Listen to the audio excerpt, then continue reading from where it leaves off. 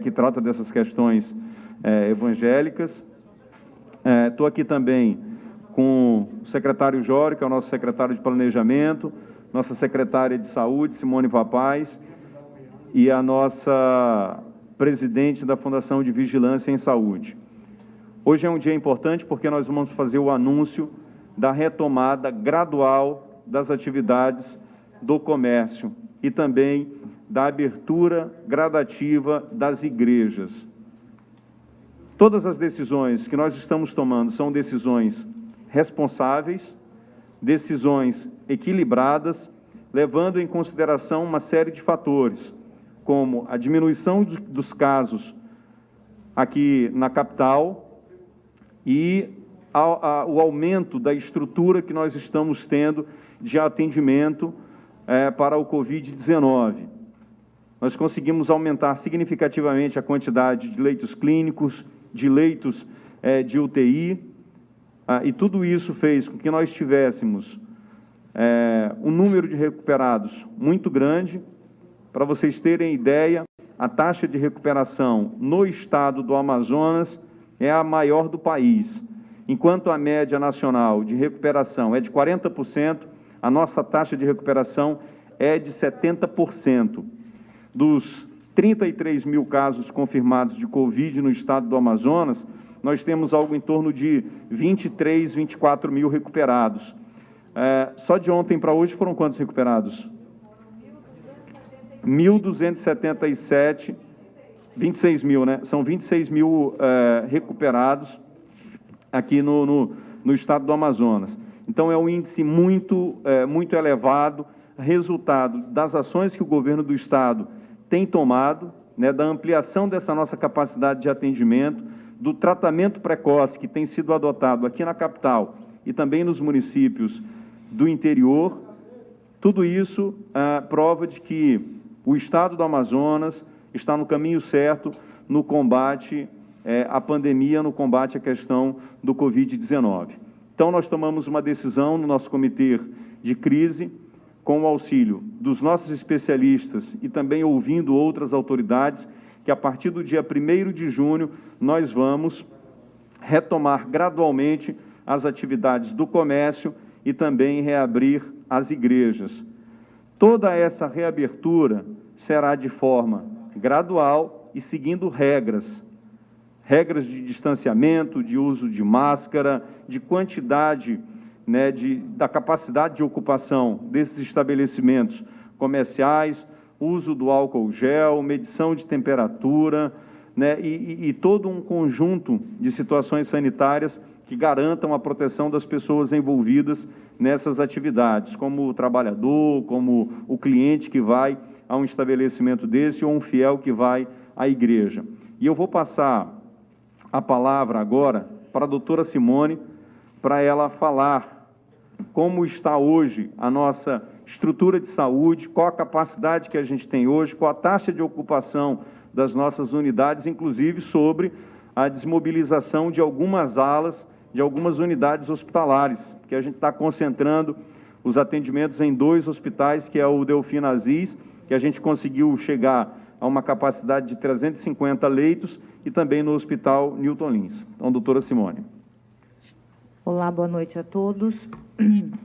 O cenário atual hoje da estrutura assistencial hospitalar voltada para o atendimento COVID, ela se mostra muito mais confortável do que no início da pandemia.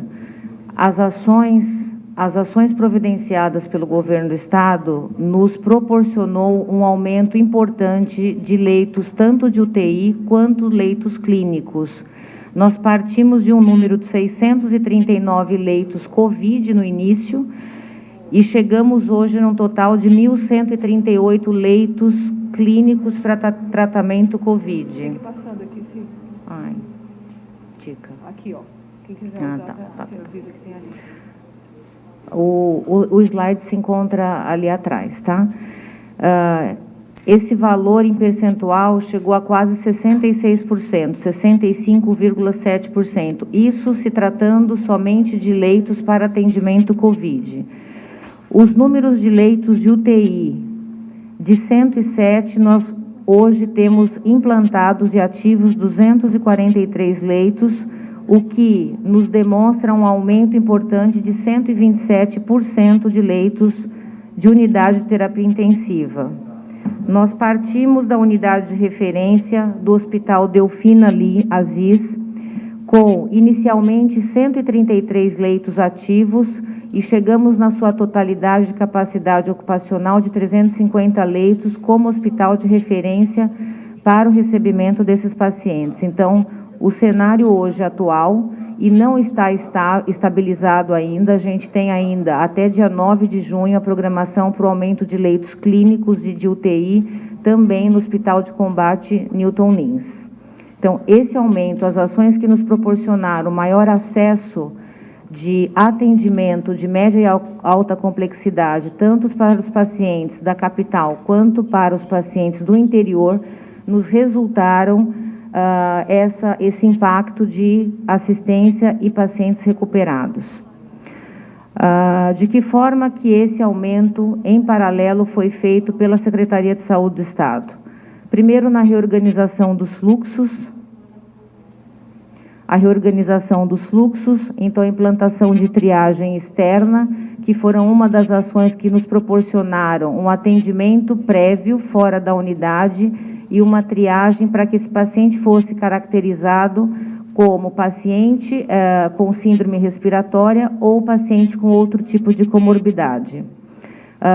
Nós implantamos, então, saímos de um aumento de 20 para 39, também, que foi uma das ações que nos proporcionaram a transferência desses pacientes que eram submetidos aos pedidos de vagas via sistema SISTER, que é o sistema de regulação. Quanto aos equipamentos, também foi uma ação que nos proporcionou a capacidade operacional. Nós saímos de 650 respiradores em funcionamento, dos quais 314 são exclusivos COVID. Nós tivemos uma recuperação de respiradores que estavam em manutenção e também fizemos aquisição e recebimento de respiradores do Ministério da Saúde. A gestão do almoxarifado também foi uma ação que impactou na assistência, dentre as compras e a recuperação, então, dos ventiladores que eu acabei de relatar.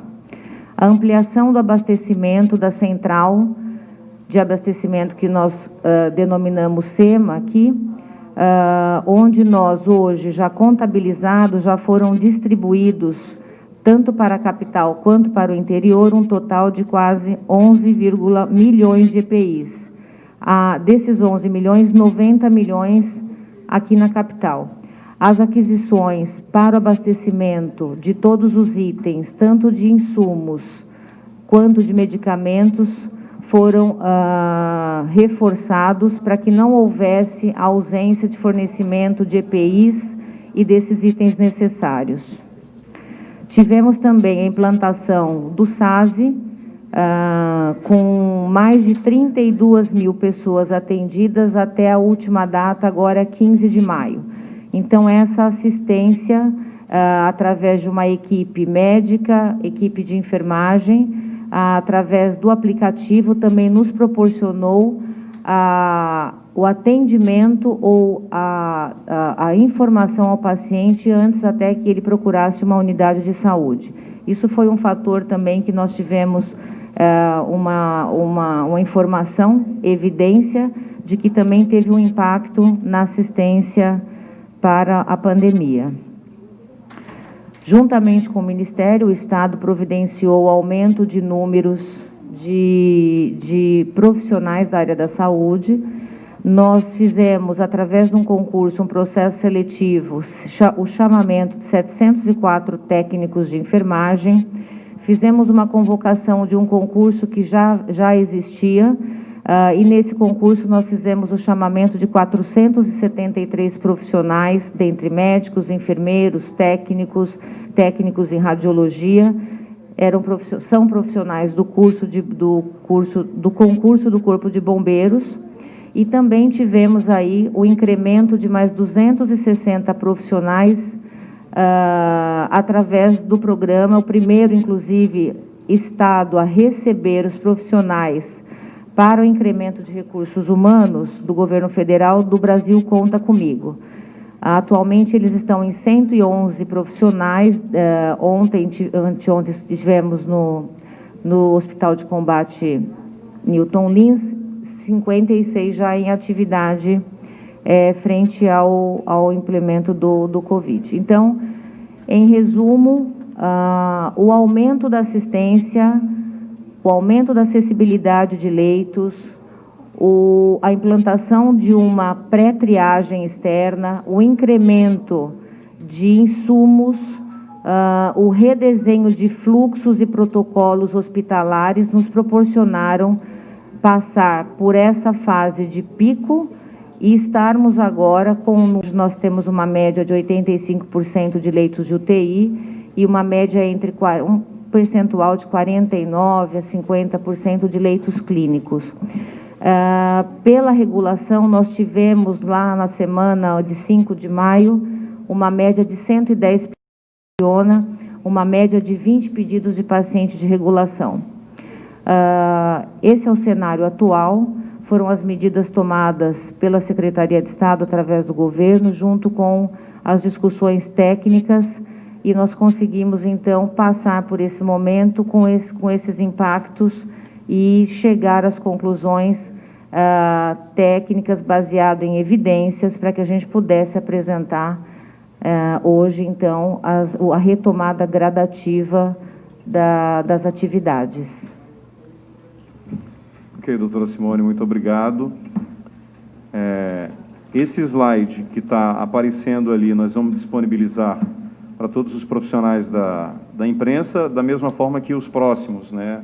Da apresentação da doutora Rose e também da apresentação do doutor Jório. Então, eu vou passar para a doutora Rosimeire, para que ela possa também fazer uma apresentação para nós de como é que estão os casos de Covid aqui no Estado. Boa tarde a todos. Então, nós hoje temos 33.508 casos confirmados. Desses, 1.559 são novos. Nós temos em isolamento social ou domiciliar 4.380 pessoas. Temos 26.742 casos que são recuperados. De ontem para hoje, nós recuperamos 1.277 pessoas. Temos 495 casos internados que são confirmados, 1.891 óbitos e uma letalidade de 5,64%, ou seja, 1 ponto abaixo da letalidade média do Brasil. Esses dados estarão disponíveis no site da FVS, lá no nosso hot site sobre coronavírus, que os senhores poderão acessar logo mais. Com relação à curva epidemiológica que motivou, que levou ao apoio no sentido de avaliarmos a pertinência de reabertura das atividades econômicas, nós temos aí uma curva de casos novos na capital e no interior, onde na semana nós avaliamos principalmente as 3 últimas semanas das nossas curvas, tanto de casos quanto de óbitos, e nós temos aí em Manaus uma estabilização do número de casos. Na semana 19, nós tivemos 3.085 casos em Manaus. Na semana 20, nós tivemos 3.554 e agora nós estamos na semana 21, a última avaliada, com 3.227 casos. Uma tendência de estabilidade. Não estamos dizendo que a epidemia acabou. Tá? Nós temos uma tendência de estabilidade. Quando nós avaliamos a curva de óbitos, nós vemos aí que em Manaus, na semana 19, nós tivemos 292 óbitos, na semana 20, 260 e na semana 21, 256 óbitos. Também temos uma curva de estabilidade. Essa curva, ela os casos no estado são influenciados hoje esses casos novos são influenciados principalmente pelo interior, onde nós temos uma curva ascendente. Por exemplo, na semana 19, nós tivemos 3.085 casos no interior, na semana 20, 4.198 e na semana 21, 5.793. Então, ainda temos alguns municípios, mais precisamente 17 municípios, num estado que a gente considera crítico no interior. A retomada da economia e do convívio social no estado do Amazonas foi uma ação consciente e responsável. Nós temos discutido e com especialistas, nós temos discutido a oportunidade de se fazer isso agora. Por que nós decidimos fazer isso? Além dos dados que foram apresentados aqui, nós hoje temos uma melhor capacidade de mapear e acompanhar os indicadores importantes, como foi colocado pela doutora Simone, a disponibilidade de leitos de UTI clínicos, a taxa de transmissão, a ocorrência de novos casos e outros dados epidemiológicos. Adicionalmente, nós tanto tivemos o apoio da academia e o uso efetivo de uma modelagem de dados para acompanhar a evolução da epidemia e os seus impactos, como também em parceria com a Secretaria de Vigilância em Saúde, a FVS desenvolveu uma matriz de indicadores para a gestão de risco. E aí nós queremos, com essa matriz, acompanhar o desempenho dos casos. A nossa matriz tem indicadores para avaliar a velocidade de progressão, a capacidade instalada, os indicadores epidemiológicos propriamente dito e indicadores sociodemográficos. Então, nós temos um modelo que ele é mais sensível, não centrado apenas em expectativas futuras ou em projeções de casos ou em projeções de óbitos, como muitas modelagens acadêmicas têm sido feitas, mas a nossa matriz de indicadores se baseia nos dados reais da epidemia, nos dados reais de isolamento e nos dados reais de leitos e capacidade instalada.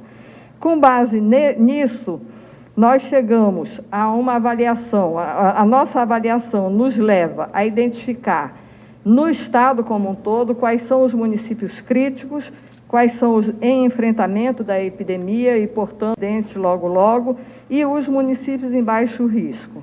Então, dos 62 municípios, 17 foram classificados como críticos, 26 em enfrentamento. Nós temos, portanto, uma linha de base que vai nos permitir avaliações semanais do cenário epidemiológico e do risco. E isso nos permite a orientação das medidas para as próximas semanas.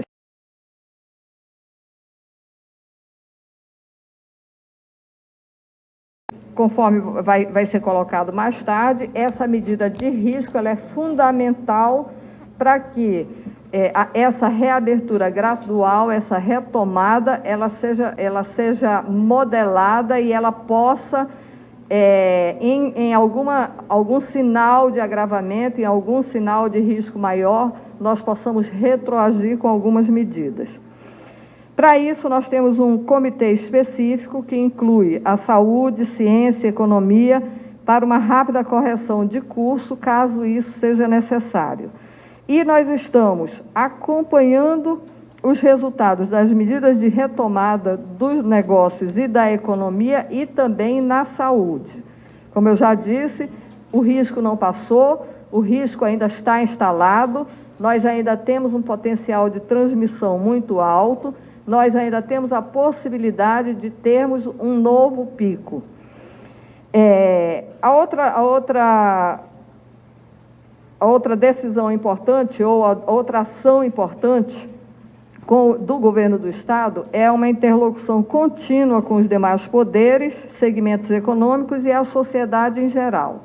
Então, nós queremos aqui fazer um pacto com todos. Nós acabamos de ter uma reunião com os poderes, mas nós queremos fazer um pacto com a sociedade. Por quê? Esse convívio social que nós estamos flexibilizando em algumas situações agora, ele vai depender muito de como a sociedade vai se comportar. Nós definimos protocolos padrões a serem seguidos por todos os setores públicos e privados. Nós temos o distanciamento social, são aquelas medidas que nós já propalamos muitas e muitas vezes, não é? Manter 1,5 metro pelo menos de distância, utilizar a barreira física como protetor facial, por exemplo, manter o home office sempre que possível, limitar o número de pessoas em ambientes e evitar aglomerações, manter os suscetíveis em casa, os grupos de risco em casa, reorganizar os espaços de trabalho, manter filas controladas por marcação, manter realmente distanciamento social mínima de 1,5 metro entre as pessoas.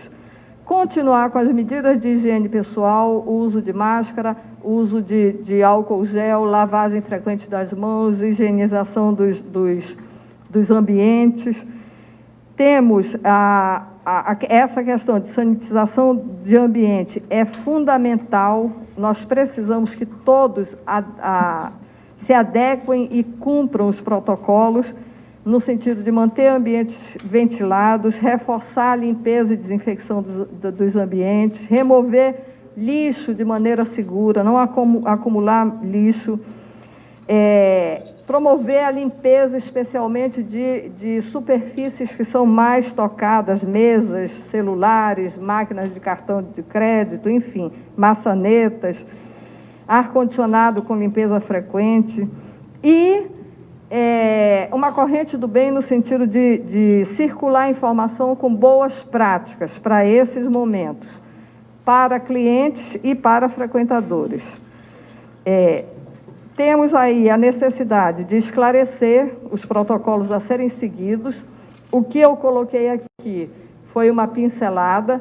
Nós, do Comitê de Crise e da FVS, estamos preparando um documento que deve sair agora, logo em breve, com orientações mais específicas por setores. E é isso, eu passo agora a palavra de volta ao governador. Obrigado, doutora Rosimeire. Eu vou passar agora para o doutor Jório, que vai fazer uma apresentação dos protocolos de reabertura gradual do comércio, das igrejas, e também vai apresentar aqui as atividades que irão começar gradualmente, que irão voltar gradualmente a partir do dia 1º de junho. Obrigado, boa noite a todos. Antes de começar a apresentação propriamente dita, eu queria chamar a atenção para alguns pontos. Primeiro, esse é um processo dinâmico. Nós vamos acompanhar, como a doutora Rose falou, como o governador já falou, para ter certeza que, uma vez abertas as atividades, retomadas as atividades, nós vamos continuar progredindo da maneira correta, para poder dar andamento ao plano que foi desenhado. Também é importante saber que ainda temos uma situação de risco que é importante. Então, cada um de nós, e todos juntos, e cada um individualmente, tem uma responsabilidade muito grande no sentido de cumprir esses protocolos que a doutora Rose acabou de falar, porque isso é o que nos vai garantir a continuidade da tendência positiva que nós temos e, a partir daí, a reabertura das demais atividades nos ciclos previstos. Fases que foram estudadas para que a gente pudesse chegar nesse plano que vamos apresentar. Uma fase de estabilização e confirmação, que foi exatamente essa, que vai do dia 14 de maio até agora o dia 31, onde a gente vê que os números estão se direcionando para o lugar correto e era fundamental que isso existisse para que a gente pudesse fazer algum avanço nas atividades econômicas. Isso se deu. Agora nós passamos à fase B, que é a fase de reabertura gradual, que é uma fase relativamente extensa, que ela vai desde agora, do dia 1º de junho, a próxima segunda-feira, até o fim de agosto. É um período onde a gente também vai aprender, é algo novo para nós. Nós estamos saindo de uma situação para outra situação, em que muitas ocorrências vão haver, e a gente vai ter que lidar com elas através do monitoramento, que vai ser fundamental e é feito por esse grupo capitaneado pela FVS, com o apoio das demais secretarias e órgãos, para ter os dados em dia. E, finalmente, nós vamos ter uma última fase, que é a fase C, que a gente chama, que é a volta ao normal, mas não é um normal de antes, é um normal que nós consideramos pós-pandemia, onde a gente ainda vai ter um risco mais elevado do que era antes da pandemia, e algumas medidas vão ter que ser tomadas por todos nós, até que um dia nós tenhamos, esperamos que não seja longe de hoje, a vacina ou remédios que permitam o tratamento direto da Covid-19. Então, é importante que a gente tenha tudo isso bem claro, porque a sociedade como um todo vai ter uma importância muito grande em que a gente possa continuar com esses ciclos. Bom, os nossos ciclos são determinados em 14 dias. Esses 14 dias permitem que as ações tomadas sejam avaliadas e indiquem se a gente pode prosseguir para o próximo ciclo ou se tem que dar mais um espaço de tempo para ir para o próximo ciclo. A última coisa que nós queremos é chegar num ponto onde tenhamos que retroceder. Por isso que é tão importante a participação de cada um de nós fazendo o que é certo e cuidando de si e dos outros, né? Então, nesse primeiro ciclo, que começa agora, dia 1º de junho, ele primeiro considera que os grupos de risco que são empregados nessas atividades, eles não vão voltar à atividade ainda. Vão voltar aqueles que não fazem parte dos grupos de risco. Começamos com as igrejas e templos, que vão começar suas atividades com 30% da ocupação máxima prevista daquele lugar, com eventos de até 1h30, no máximo, e com intervalo de 5 horas entre os cultos ou missas. Isso para que permita a entrada e saída do pessoal sem aglomeração e, ao mesmo tempo, a uma limpeza adequada. A doutora Rose falou muito sobre isso, de todo o ambiente para a próxima sessão. E as crianças até 12 anos e maiores de 60 também ainda não vão poder participar. Depois, lojas de artigos esportivos, bicicletas, artigos para casa, vestuário, acessório e calçado, lojas de móveis e colchões, atendimento presencial, médico e odontológico com agendamento prévio para evitar aglomeração, joalheria, relojoaria, comércio de artigo médico e ortopédico, serviço de publicidade, pet shop, loja de variedade, agência de turismo, concessionária e revenda de veículo, óticas, floriculturas e bancas de revista em logradouros públicos, porque tem ventilação e facilita. Talvez vocês estejam se perguntando por que é que não aparece aí shopping center. Os shopping centers vão funcionar com a ocupação, uma lotação de no máximo 50%, e as lojas que estão nesse primeiro ciclo, elas vão poder abrir dentro dos shopping centers. Então, segue o mesmo padrão de loja. Ele não vai abrir com todas as lojas funcionando. Ele vai abrir com parte das lojas funcionando e completando. No segundo ciclo, a gente tem ainda os grupos de risco em casa, loja de informática, comunicação, telefonia, brinquedo, livraria, papelaria, departamento de magazine. Os restaurantes, cafés, padarias e fast food vão poder ter gente comendo no local. Bares não, só esses de alimentos. E também vamos começar com ocupação reduzida e distanciamento entre mesas de novo, para que a gente mantenha esse distanciamento social. Eletrodomésticos, áudio e vídeo, comércio de animais vivos, bijuteria semijoia, instrumentos musicais, acessórios, comércio de equipamentos de escritórios, escritórios contábeis, de imobiliárias, assistência técnica de eletrônicos, que é uma coisa importante. Então, esse item aqui é muito importante também se tomar cuidado quando a gente chamar uma assistência dessa em casa, porque eventualmente a gente tem gente do grupo de risco e é uma pessoa de fora que está vindo para casa, eles vão ter que cumprir também os protocolos e a gente tem que se certificar que cumpram, e as bancas de jornais e revistas em espaços internos. No terceiro ciclo, que já vai para 29 de junho, de acordo com o plano, artesanato, souvenirs, cabeleireiro, barbearias e outras atividades de tratamento de estética e beleza, o pessoal de varejista de doce, bala, bombons e semelhantes, academias e similares, os artigos de caça, pesca e camping, objetos de arte, comércio de fogo de artifício, artigos pirotécnicos, armas e munições, os estandes de vendas de imobiliárias e a reabertura dos parques públicos, aparelhos urbanos e visitas a atrações turísticas. No quarto ciclo, em adição a tudo que já estava em funcionamento, a gente começa a funcionar a partir de 6 de julho, aí já tem alguns grupos de risco, a maioria dos grupos de risco vão voltar às atividades, se tudo estiver correto, exceto aqueles que têm indicação médica para não voltarem. E aí vai ter uma entrada gradual das creches, escolas e universidades. Nós temos aproximadamente 600 mil alunos, algo como 30% da população de Manaus, e não vai poder voltar todo mundo de uma vez só. Então, nós vamos voltar em fases também, em 3 ou 4 ciclos. Isso vai ser discutido com mais detalhes com todas as entidades envolvidas nesse processo, de tal forma que a gente garanta não só o ano letivo, mas também a saúde daqueles que estão indo lá e também a saúde dos que ficam em casa. Tem seus protocolos.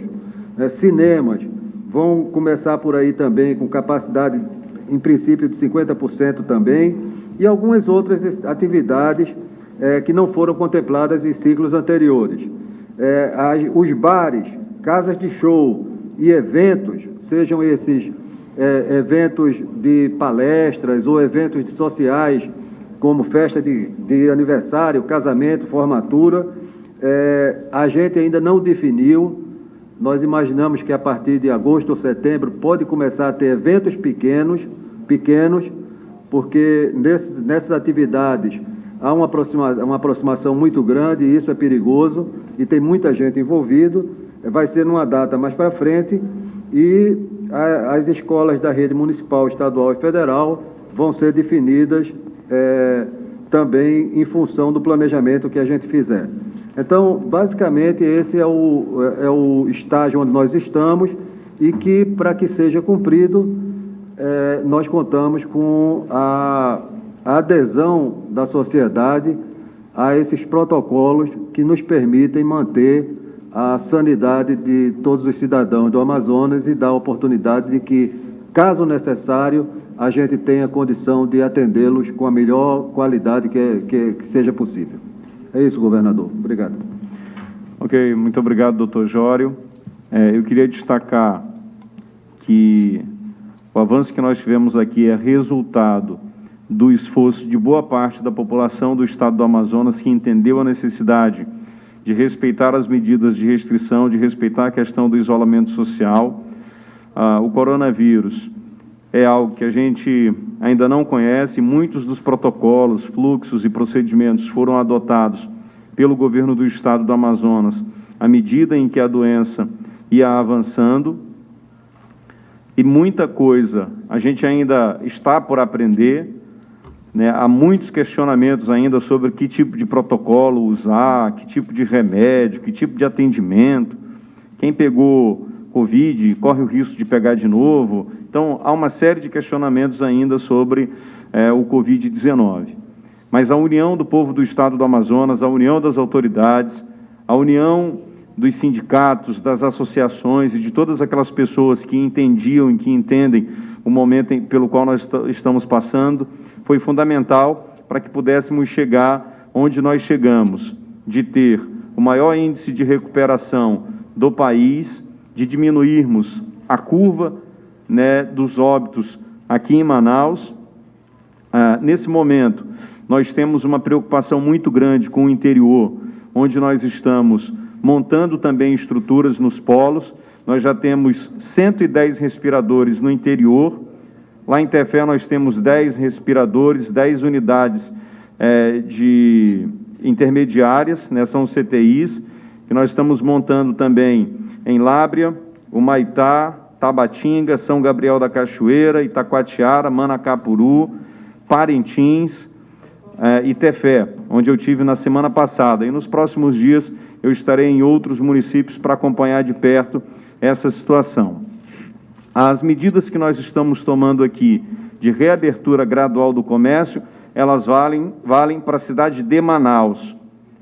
O interior vai ficar a cargo de cada prefeito, que vai entender a evolução dos casos e a necessidade que ele tem lá de continuar com medidas restritivas ou flexibilizar o retorno das suas atividades. Então, é eles que vão decidir lá no município. Agora, todas as medidas que nós estamos anunciando aqui de retorno gradual do comércio vão depender dos números e da evolução do coronavírus. Se em algum momento, na semana que vem, nós tivemos uma subida grande dos casos aqui no estado do Amazonas, principalmente em Manaus, nós não teremos a menor dúvida da decisão que a gente tem que tomar, que é voltar às nossas medidas de restrição. Por isso é importante a colaboração de todo mundo, a colaboração do empresário, do comerciante, a colaboração das lideranças religiosas, que eu não tenho a menor dúvida da liderança de vocês junto ao povo religioso, que é um povo ordeiro, né, e que sempre tem seguido ali as orientações do seu líder, e o trabalho de vocês vai ser fundamental nesse nosso processo, das pessoas se protegerem e também protegerem as outras pessoas. Então, todas essas ações só terão efetividade se todo mundo colaborar, se todo mundo entender a necessidade de seguir as orientações dos profissionais da área de saúde, para que nós não regridamos do ponto em que nós chegamos, de papel fundamental de todos. Há uma necessidade da gente proteger a vida das pessoas, é o que nós estamos fazendo, de aumentar a nossa capacidade de atendimento, mas, por outro lado, nós precisamos que o mínimo de atividade econômica esteja em funcionamento. Nós temos o papel, na condição de autoridade, de mostrar para as pessoas a esperança, mas de um retorno responsável, de um retorno que seja seguro, seguindo todas as orientações. E todas as decisões que nós estamos tomando é nesse sentido, ouvindo as pessoas que estão diretamente, as pessoas que estão ali no front, que estão nas unidades, que estão tocando a questão da saúde, para que a gente saia o mais rápido possível dessa situação e não coloque as pessoas em risco. Então, essas são as ações e é dessa maneira que nós estamos tomando as decisões. Nós vamos abrir agora para a imprensa, para quem tiver perguntas. Como é que tá organizado? Cada um levanta a mão e... Já estão inscritos? Então vamos lá. Identifica, veículo, nome, vamos lá. Boa noite, Júlia Pereira, do site Amazonas Atual. Governador, qual que é a sua justificativa para a reabertura das igrejas neste momento? E também sobre a abertura do comércio, como a fiscalização desses estabelecimentos devem acontecer? Muito importante o seu questionamento. O objetivo do Estado, em nenhum momento, é proibir quem quer que seja ou fazer com que as pessoas fiquem segregadas. E nós tomamos essas decisões baseado em alguns critérios, dentre eles a de controle sobre determinados segmentos. A igreja, por exemplo, nós temos as lideranças religiosas que conseguem muito bem controlar ali os fiéis. E a gente abrindo com uma capacidade de 30%, é uma margem segura, espaçando ali um funcionamento de a cada 5 horas, de um culto para outro, e nós temos a garantia desses pastores, inclusive reuni hoje o dia todo com pelo menos 20 lideranças religiosas, para fazer esse apelo a eles, reunir aqui com os deputados da Frente Evangélica na Assembleia e também com vereadores da Câmara, que também tem esse compromisso de garantir que esses procedimentos de distanciamento social, de uso de máscara e toda essa dinâmica seja respeitada. Com relação à questão da fiscalização, nós temos já uma equipes da Polícia Militar, da Polícia Civil, do PROCON, da FVS, que estão acompanhando o comportamento das áreas em que há maior aglomeração. Agora, é como eu falei, não tem como o Estado fazer isso sozinho. É impossível que o Estado faça isso sozinho. Por isso a gente tem a parceria da Prefeitura de Manaus, tem a parceria de outros órgãos, como o Ministério Público, que nos ajudam nesse trabalho, mas aí, acima de tudo, é preciso que haja também a sensibilidade do cidadão, que haja sensibilidade das pessoas. Boa noite, José Augusto, Rede Record. Diante da fala da doutora Rosemary, né, de que hoje a capacidade de monitorar os casos é muito maior do que no começo, eu queria que o senhor governador, Rosemary, enfim, secretário, qual é a real chance que nós temos? Muito se fala sobre uma possível segunda onda no mês de junho, caso o isolamento diminua. A gente tem visto muita gente nas ruas, né? O estudo da UFAM fala que tem 85 mil pessoas ainda infectadas e que qualquer deslize podemos ter uma segunda onda pior do que a primeira. Hoje dá para dizer qual é a possibilidade real disso acontecer? Vocês têm a capacidade de monitorar isso e de prever isso? Doutora Rose.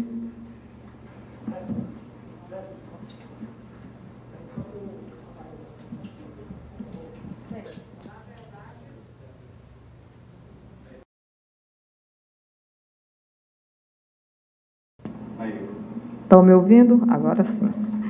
Na verdade, nós temos que é um comitê onde nós temos participantes da área de saúde, da área de planejamento do governo, da área de economia e dos serviços e do comércio. Então, todos temos um compromisso, como eu já falei, temos um pacto, né? Temos a necessidade de mobilizar a população, porque tanto os empreendimentos quanto a população têm a sua responsabilidade nesse pacto. Qual é a responsabilidade? Aderir estritamente às normas que estão sendo colocadas, né? Por exemplo, ao adentrar uma loja, nós temos que ser fiscais se naquela loja eu tenho pessoas ocupando um espaço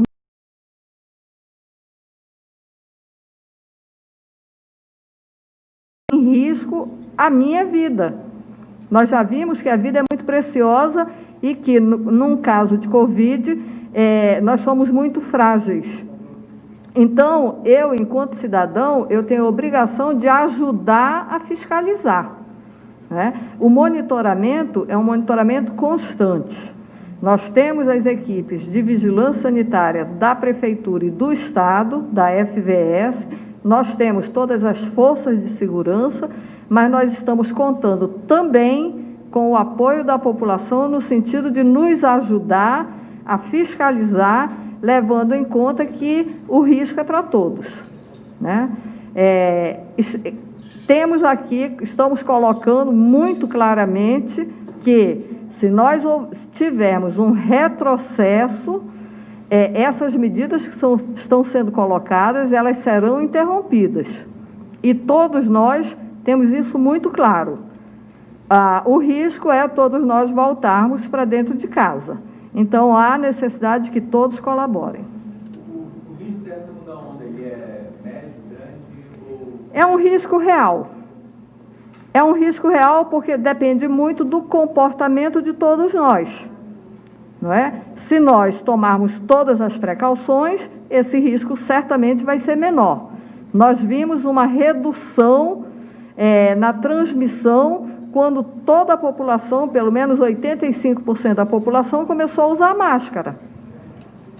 Não é? Nós todos vimos isso.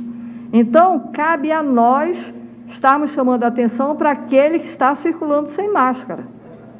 Cabe a nós não permitirmos ficar no mesmo ambiente com uma pessoa que não está usando máscara, porque isso significa a proteção coletiva.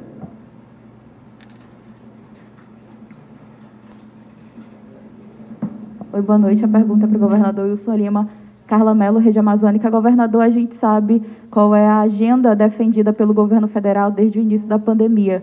E o presidente sempre falou muito sobre a questão da reabertura do comércio. Esse posicionamento do governo federal influenciou de alguma forma a decisão do senhor de reabrir o comércio e as igrejas? Eu não vou comentar aqui o posicionamento do governo federal, mas todas as decisões que nós estamos tomando aqui no estado do Amazonas são decisões baseadas em critérios técnicos. Ouvindo o nosso comitê de crise, nós temos um comitê, e dentro desse comitê de crise nós temos um subcomitê científico, que avalia todos os números e a evolução dos casos.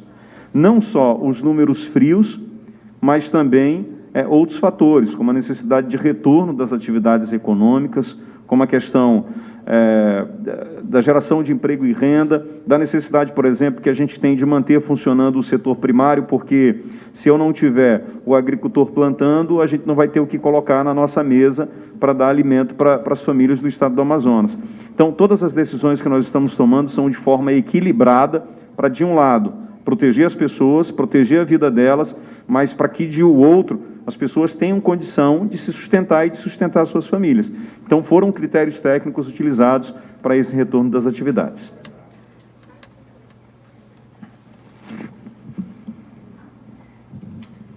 Oi, boa noite, Nauzila Campos, da TV Encontro das Águas.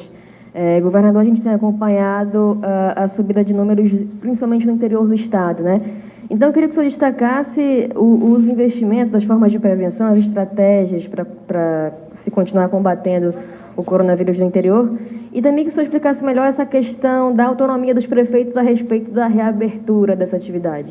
Bom, eu vou explicar sobre a questão da autonomia dos prefeitos, e aí eu vou passar para a doutora Simone, para que ela possa explicar melhor e dar detalhes dessa nossa estratégia de combate ao Covid no interior. A decisão que nós estamos tomando hoje é uma decisão que vale para a capital Manaus. Com relação ao interior, nós temos uma subida dos números, né, de casos confirmados. E aí nós estamos deixando a cargo dos prefeitos para que possam tomar as decisões relacionadas à reabertura gradual das atividades nesses municípios. Por que nós estamos fazendo isso? Porque é o prefeito que está acompanhando ali no dia a dia e ele que entende qual a sua capacidade de atendimento na área de saúde. E, naturalmente, ele tem uma visão muito mais apurada da dinâmica social, né, lá da sua localidade. Então, por exemplo, é muito fácil, de repente, você tomar uma decisão lá na Finlândia de fazer um lockdown, em que tomar uma decisão como essa aqui no estado do Amazonas é uma coisa totalmente diferente. Então, a gente precisa entender essa realidade social para poder tomar a decisão.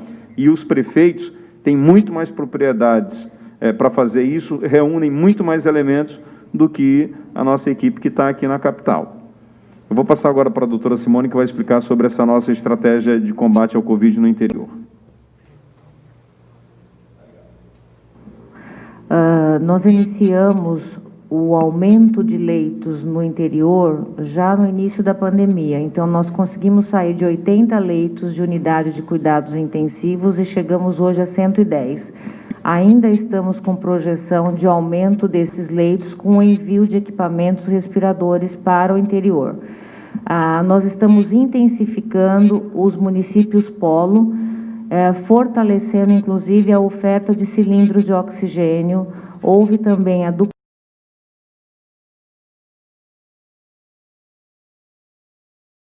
para 100% o número de aeronaves para que a gente pudesse fazer o transporte aéreo desses pacientes.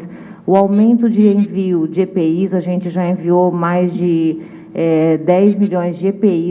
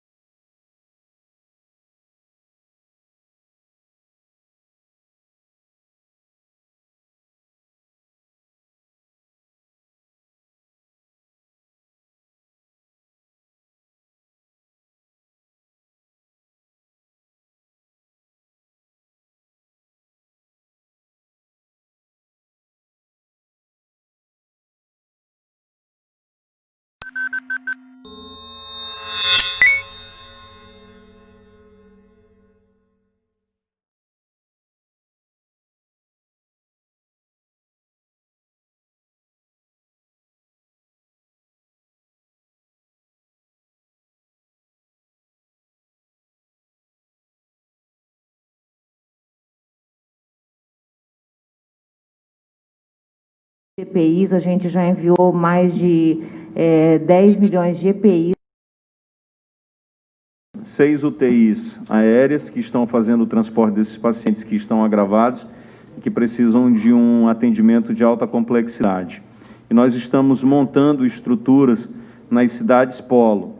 A Interfé, por exemplo, já tem 10 UCIs, que são unidades intermediárias em um atendimento ali do paciente e impeça que ele entre no estado de agravamento. Nós estamos montando também estruturas em Itacoatiara, Manacapuru, aqui na região metropolitana. Estamos montando, já montamos, na verdade, na Calha do Rio Negro, lá em Tabatinga, que é a UPA, e nós temos um hospital de guarnição, juntamente, é uma parceria com o Exército. Na Calha dos Solimões, no Médio Solimões, temos Interfé. Lá mais em cima, em São Gabriel da Cachoeira, na Calha do Madeira, nós temos o Maitá, na Calha do Purus tem Lábrea, e na Calha do Juruá nós temos o município de Eirunepé, e aqui no Baixo Amazonas nós temos o município de Parintins. Então, todos esses municípios estão recebendo respiradores. E aí, a gente chega a essa quantidade de 110 respiradores. Só nesses 8 municípios polo que a gente está montando aí, em cada calha de rio, representa o atendimento a 1,5 milhão de pacientes. Nós temos a capacidade para fazer esse atendimento de 1,5 milhão. Então, é um ganho que a gente vai ter, não só agora nesse momento do Covid, mas que ele ficará permanentemente. Então, eu vou conseguir desafogar e muito o atendimento aqui na capital. Então, esse é um dos legados que a gente vai ficar e vai permanecer por conta dessa mobilização para o combate ao Covid. Governador, boa noite. Melqui Barros, da TV Boas Novas. Governador, antecipando as atividades das igrejas evangélicas em Manaus, mostra seu comprometimento com o povo evangélico. Qual é a participação da Frente Parlamentar do Congresso Nacional, que é liderada pelo deputado Silas Câmara, e a importância dessa decisão da abertura dos templos? Eu tenho conversado muito com a Frente Parlamentar evangélica, tanto com o deputado federal, também como com os deputados estaduais, com os vereadores e com as lideranças religiosas também, entendendo o papel que a igreja tem, um papel social fundamental, né? Não é só a questão espiritual, mas também o atendimento social, principalmente aqueles dependentes químicos, o papel social também para garantir segurança alimentar das pessoas. E aí, geralmente, todo mundo, quando tem um problema, acaba correndo para uma igreja, né? E aí as pessoas encontram na igreja o médico, um psicólogo, o pastor acaba sendo um tudo, né, para poder atender aquela pessoa, e a igreja tem um papel fundamental de também levar para as pessoas o acalento, a esperança. Então, é muito importante, levando em consideração que o nosso povo, ele é um povo muito religioso, um povo que acredita muito em Deus, e tendo fé, pode ter certeza que a gente vai superar esse momento tão difícil que a gente tá passando agora. É isso? Mais alguma pergunta? Boa noite, governador Raline Pontes, do Portal Norte de Notícias. Governador, com essa reabertura do comércio, o senhor acha que os hospitais daqui da capital vão aguentar se tiver uma nova onda de coronavírus? Nós estamos preparados para isso, porque nós montamos uma estrutura que nos permite aumentar a nossa capacidade e fazer a mobilização necessária. Nós estamos passando agora para um segundo momento da pandemia aqui na capital, em que nós não estamos mais levando pacientes com Covid para os prontos-socorros, porque nós estamos referenciando esses pacientes para o Hospital Delfim Aziz e também para o Hospital Newton Lins. Então vai chegar um momento em que eu vou ter Covid só nessas 2 unidades, e aí as outras unidades voltarão a funcionar normalmente para cirurgias eletivas e também outros atendimentos, porque as pessoas continuam tendo os mesmos problemas de diabetes, de AVC, de acidente de trânsito e de outras necessidades que tem que recorrer ao serviço de saúde. E aí, se a gente tiver um segundo pico, uma outra subida, uma outra onda, nós temos a capacidade de mobilizar a nossa estrutura de saúde e abrir novos leitos, como nós fizemos no início da pandemia, só que no início a gente não estava esperando que seria algo tão danoso ao estado do Amazonas como foi. E hoje a gente tem protocolos, tem expertise que a gente montou com a ajuda do governo federal, com a ajuda do pessoal do Hospital sírio-libanês em São Paulo, com a ajuda do Itaú Unibanco, que nós montamos sistemas de informação e informatização de algumas áreas, a confluência de todas essas informações.